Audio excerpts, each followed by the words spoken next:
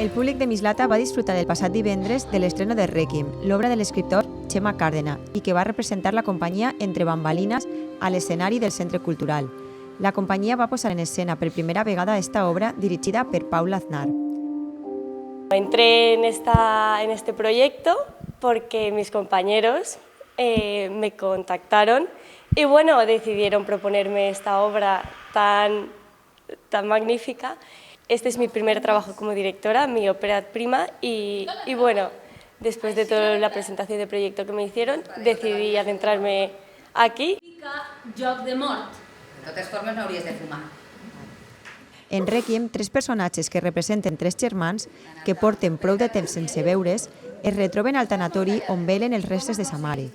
A l'obra, els assistents van escoltar les complicades i enèrgiques converses de família amb la capacitat de traure retrets recurrents en qualsevol lloc i davant qualsevol persona. La obra trata de una familia que son tres hermanos a la que acuden al velatorio de su madre y bueno, todo el público se va a identificar con alguno de los tres personajes porque son discusiones muy cotidianas y muy normales en las familias. Principalment esteu.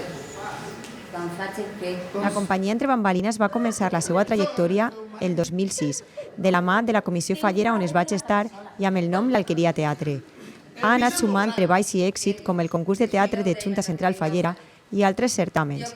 Actualment s'ha constituït com a associació independent amb l'objectiu de fer arribar el seu treball a un segment més ampli del públic i torna per quarta vegada a Mislata amb el seu nou projecte Requiem.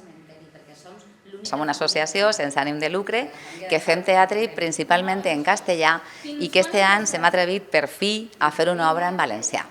Este grup començà fa 7 anys més o menys i naix d'un grup d'amics que es juntaven perquè tots eren singles o recient divorciats i els unia la passió per el teatre i van decidir fer unes quantes obres i any rere any han fet una montonada d'obres xules, còmiques, clàssiques i per fi ara que el meu company Fèlix, la meva companya Àngela i jo s'hem incorporat i parlem en valencià i fem teatre en valencià, hem decidit participar també en aquest certamen tan important que és el Vila Mislata.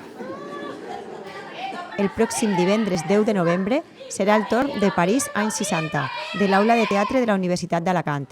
El concurs continuarà fins al 14 de desembre, quan es lliuraran els premis i el públic té una nova cita teatral cada divendres a les 8 de la vesprada. ¿Aleshores qué es?